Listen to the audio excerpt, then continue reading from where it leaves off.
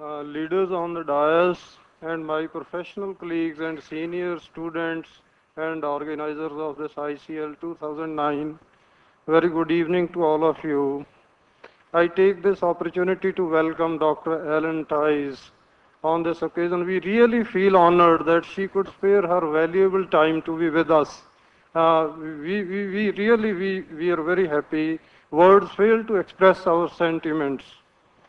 And now, in the context of Indian Association of Teachers of Library and Information Science, briefly I want to say that ITLIS was founded in the year 1969.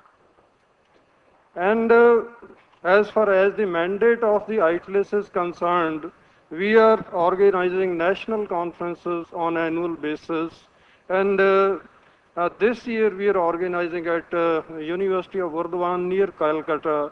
And we have chosen the theme, developing LIS curricula consistent with the job market, particularly in the developing countries for the emerging information society. So we want that our teacher should be very well versed with the cutting and the leading edge. And similarly, we are also working that there should be, like IFLA is a federation, there should be regional federation of library associations, South Asia Library Associations. And we are also promoting research and international collaboration. To just give an example that in the year 2005, as member of the ITLIS, we took the initiative to organize the information literacy workshop at Punjabi University Patiala, where for the first time, IFLA, UNESCO and OSAID came together. That perhaps happened for the first time in the history of India. Similarly, we have undertaken training programs with IIT Madras, IIT Bombay, and now with the help of IFLA, we are conducting a transparency workshop, IFLA manifesto workshop, libraries as transparency institutions.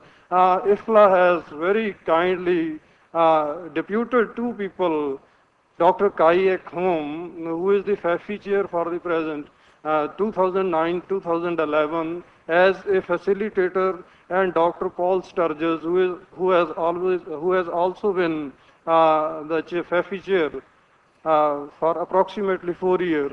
That workshop is going to take place on 17-18 November at Punjabi University Patiala, and I have already requested your good self to send greetings messages to motivate the participants so that we can take the mandate of the IFLA FAFI to the grassroots across frontiers. I hope you would be able to find some time for that message. And then we are also publishing proceedings, conference proceeding, newsletter, and now we are also planning to start the Journal of Library and Information Science. Briefly speaking, I want to say that ITLIS is deeply committed to expansion, excellence, and inclusion, bridging the gaps and the divides.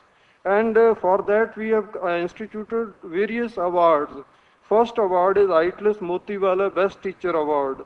Second is Ratna Lakshman Rao Best Women Award. And similarly, now I have got ₹1 lakh from Professor Narang, who was head of the department, to give Best Research Paper Award. And Dr. Harish Chandra has also committed ₹50,000 for student travel grant to enable the students to participate in various conferences and seminars. So with this word, I want to bring a few things to your kind notice that because you are among us, we are very happy and our expectations are very high from you. And we want that IFLA should now, under your dynamic leadership, identify with the information poor and non-elite institutions and information seekers. And more focus should be on the RSCAO, other regional sections in Africa and Latin America. There should be better coordination, and ALP Sweden should also be strengthened with the help of SIDA and other funding bodies. And similarly, the regional federation of South Asian Library Associations must be revived, because IFLA has spent approximately $40,000 on that initiative. That cannot be left as a pending draft. I've already submitted a paper to your good self. Kindly take care. Similarly, the membership for the developing countries must be made affordable. Like International Association of School Libraries, there are 4 categories, A, B, C, and D. I think developed countries should be given opportunity to become part of IFLA, but the member should be affordable. And similarly, IFLA should hold annual conferences in the developing countries also. That I think, that immediately needs to be taken care of so that more and more people from the developing countries are able to participate in these conferences.